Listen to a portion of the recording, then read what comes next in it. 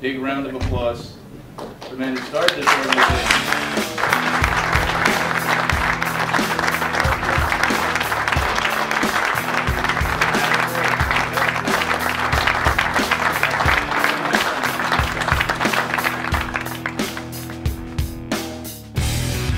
Yes, we had a bunch of events throughout the summer, but now that everyone's back from vacation, now that everything's going to return to exciting, except here's my problem. For people like me, it's been pretty damn exciting the last month, and not in a good way. Anyone else here have a pretty bad month? Wow. I mean, like, depressing month? A little rough out there, a little different than last year this time? Oh my God. It is, it's definitely a different world than a year ago. And like Chuck said, I've been doing this is our 4th year now. And the important thing that I try to always pass on at every meeting is that while there's always money to be made in real estate, where that money is changes. What I try to do with this organization is try to keep on top of that and pass on to you, the membership, where the opportunities are. When I first started this club, I was talking about buying pre-construction and flipping. And look, I made a lot of money doing that, and a lot of our members did. That's not where I'm telling you to put your money right now. Does that mean that every single one of those opportunities is bad? No, but why not focus on what's working best for us now? So, first let me tell you about my business. I'm a mortgage agent. I'm an attorney. I'm a real estate agent.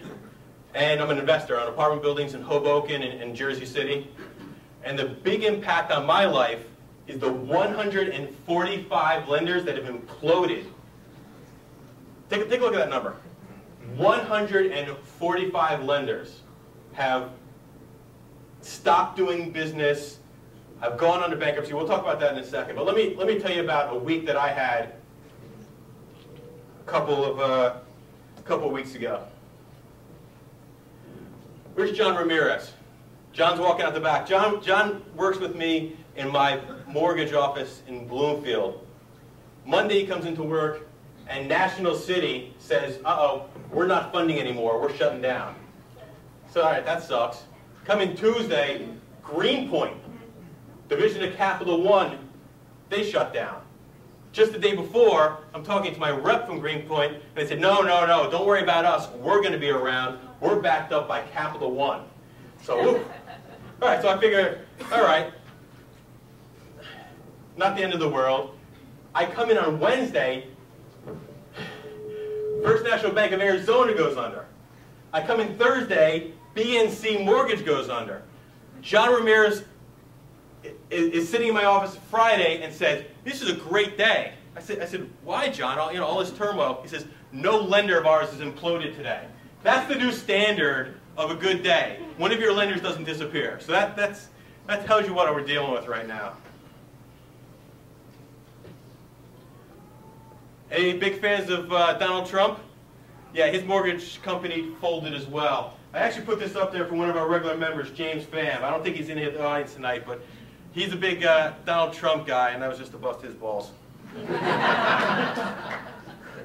All right, so here's the rest of the list. We're going to keep on going. Big enough for you? That's what 145 look like. And just to be clear, what do I mean by implode? Implode does not necessarily mean that they don't exist anymore, but it means they stop funding or they've temporarily ceased operations, but it could also mean that they went bankrupt, and a lot of these did. It also could mean that they're getting sold. There might be another acquisition. But are we over? Are all the lenders that have imploded going to implode? Experts are saying no. If you go to a website called mlimplode.com, they list all these. That's ml-implode.com. It's important. We'll take some questions at the end. These are the ones that they're worried about imploding right now. ML implode. And these again, these aren't necessarily going to go under, but they're having some trouble. They're having some trouble that's signifying that there's going to be some issues in the near future. Notice any big names on that list? Countrywide, my former employer and the largest mortgage company in the United States, probably in the world. The stock market shook when news of Countrywide possibly going under was spreading around. Became a possible takeover target. And actually what happened is the stock price dropped from 45 to 15. 3 weeks ago, the company was forced to draw down on 11. And actually what happened is the stock price dropped from 45 to 15. 3 weeks ago, the company was forced to draw down on $11.5 billion. Get an idea of the size we're talking about?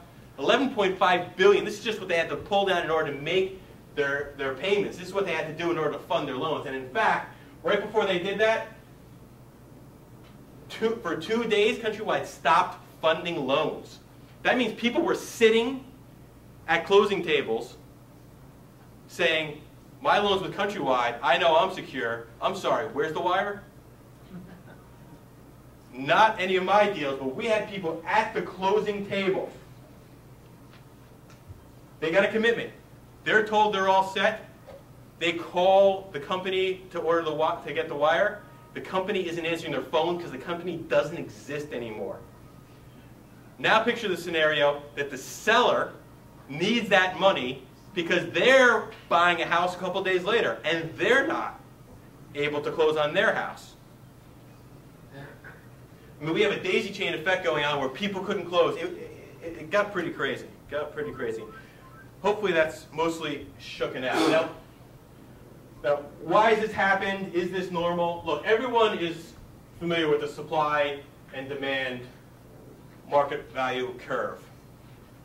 It's normal for us to have a buyer's market and a seller's market, right? It's just like any other business cycle.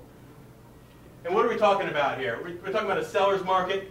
Then we have an increased supply coming on, and then it drives the prices down, right? Everyone who took basic economics is familiar with this. And why have we had this huge demand? Well, the biggest reason, I'm putting up there number one, is this new rush to the bottom mentality of mortgage lenders. The market was doing well, so they loosened up their guidelines, and they sold more loans. They loosened up their guidelines some more, and they sold even more loans. And they were packaging these up and selling them on the secondary market and making a ton of money. So the guideline just kept on getting looser and looser and looser. And at the same time, we were making it more affordable because we were doing interest-only loans. We were doing 40-year amortizations, 50-year amortizations, so people could afford more house. Not in the same traditional way, but we were stretching them. Okay? What else were we doing? We were doing a lot of stated income loans.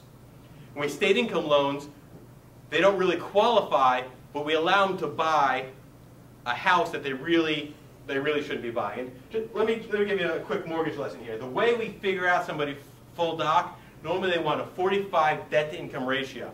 So what I do is I take their income, I divide by 12, I multiply that by 0.45. That gives me a number. That's the total number that the mortgage industry believes that these guys should be paying, not just for their house, but for their car payment and their credit cards and everything else that appears in that credit report. They want that at 45.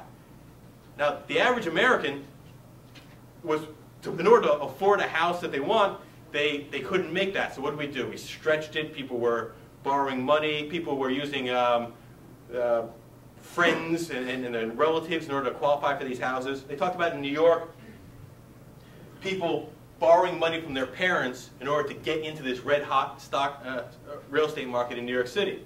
And you know what? It's paid off for them in the past. So they kept on doing it. On top of that, by having these more expanded guidelines, new immigrants were able to afford houses. Stated income. You know what? You've got 5 guys, and none of them have a W-2, but they're day laborers, and they throw all their money in a pot, and they put the mortgage on one of their names. We have new immigrants coming in and being able to afford houses that they've never been before. It's part of the American dream, and there's a lot of great things about that.